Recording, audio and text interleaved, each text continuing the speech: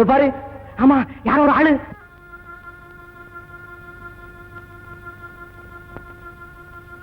போடு, பெரிய என்ன கூட்டிட்டு வா. சரி என்ன.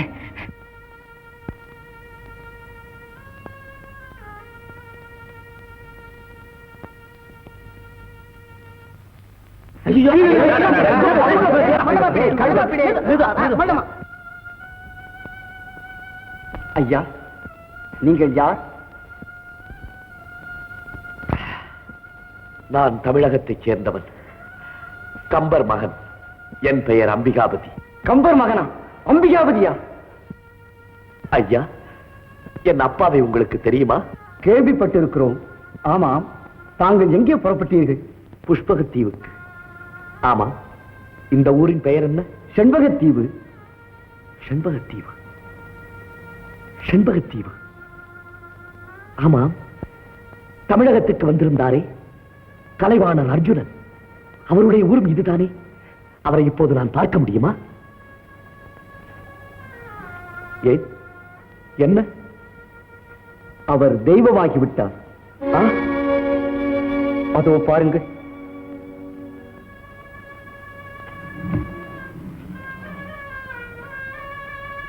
கலைவாணரே,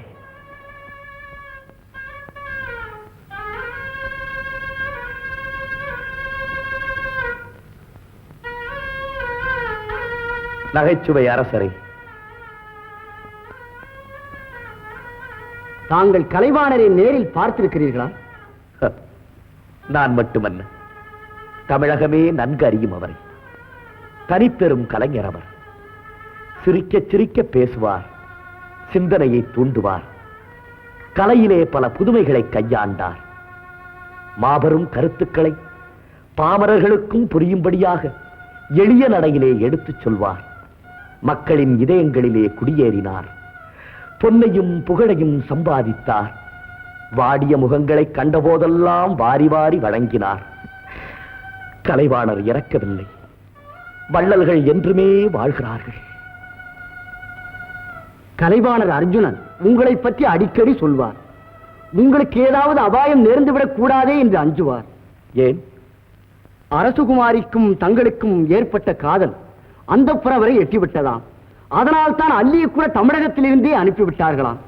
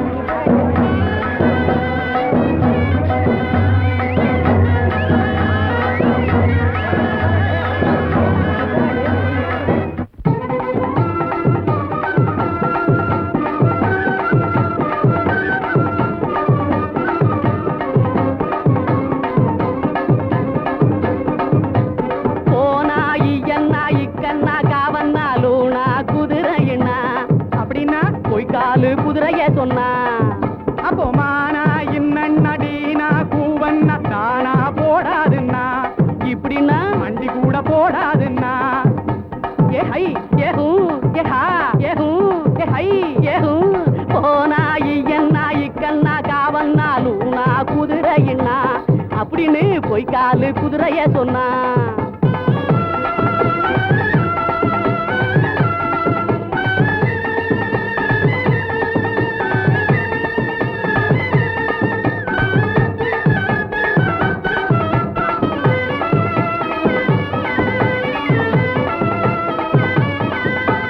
கும்தளக்கா கும் கும் கும் பாட்டு பாடும், இது திம்தளக்கா சயாம்பத்திரி தாளம் போடும். கும்தளக்கா கும் கும் கும் பாட்டு பாடும், இது திம்தளக்கா சயாம்பத்திரி தாளம் போடும். குதிரையத்தான் ஓட்டி பாரு, குருவி ஜோசிய கேட்டு பாரு. குதிரை குதிரையத்தான் ஓட்டி பாரு, குருவி ஜோசிய கேட்டு பாரு. கொள்ளு புல்லு திங்காதுங்க, என் தில்லி மட்டும் குறுக்கு மூல பாயாதுங்க. கொள்ளு புல்லு திங்காதுங்க, என் தில்லி மட்டும் குறுக்கு மூல பாயாதுங்க. அப்போ போனா இப்போ மானா போனா ஐயன்னா இக்கண்ணா காவன்னா லூனா குதிரையண்ணா அப்படின்னு போய் காலு குதிரைய சொன்னா.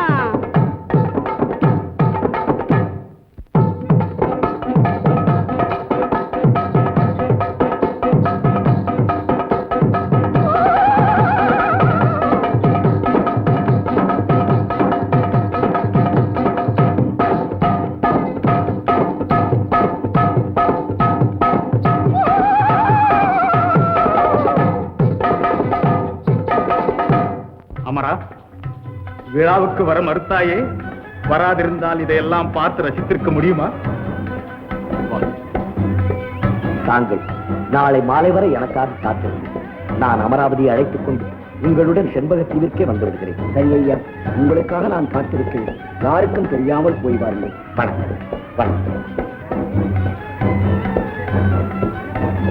ஐயா. இங்கு குதிரை விலைக்கு கிடைக்குமா? அதோ பக்கத்திலே ராஜா சத்திரம் இருக்கிறது, அங்கு சென்றால் கிடைக்கும். நீங்கள் ஊருக்கு புதிது போல இருக்கிறது. ஆமா, இரவிலே பிரயாணம் செய்யாதீர்கள், இங்கு கள்ளர்கள் பயம் அதிகம். நன்றி. வணக்கம். வணக்கம்.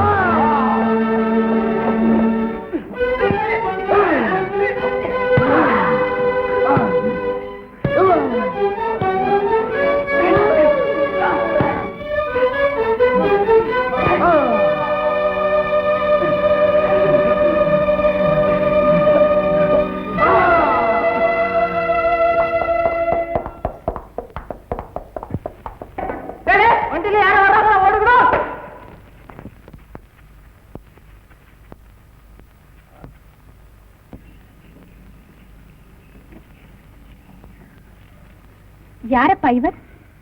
யாரோ பாவம், அந்நிய நாட்டு வியாபாரி போல இருக்கிறது. சோழ வளநாடு சோறுடைத்து என்பார்கள், ஆனால் இங்கே வழிப்பறி நடந்திருக்கிறது. இருக்கட்டும், இவரை கொண்டு போய் ராஜா சத்திரத்தில் விட்டு போகலாமா?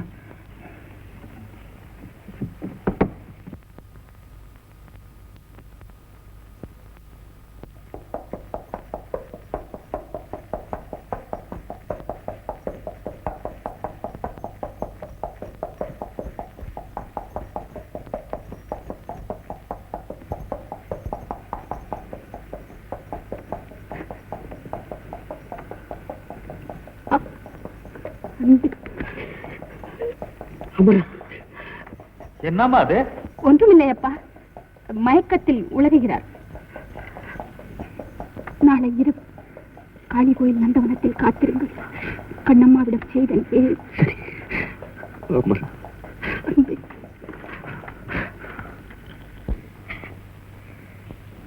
ஐயோ அத்தா, உங்கள் அழகு திருமேனியில் அயலாறு கண்பட்டாலும் ஆகாதே. இன்று புண்பட்டு வந்திருக்கிறீர்களே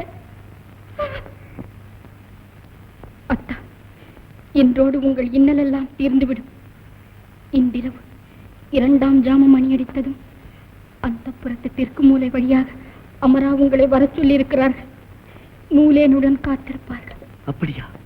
ஆமாம் அத்தா. ஐயா, ஐயா, என்ன இன்னைக்கு ராத்திரி அந்த பரத்து தெற்கு மூலையில அகழி வழியா நூலேனி போட்டு வர சொல்லி இருக்காங்க. கண்ணம்மா, கண்ணம்மா, கடைசியாக நாம் பிரிய வேண்டிய நேரம் வந்துவிட்டது. கண்ணம்மா, நான் உன்னை மறக்கவே மாட்டேன். இளவரசி, நான் நிலாமுற்றத்தில் இருக்கிறேன். யாராவது வரும் சத்தம் கேட்டால் உடனே கதவை தட்டுகிறேன். சரி.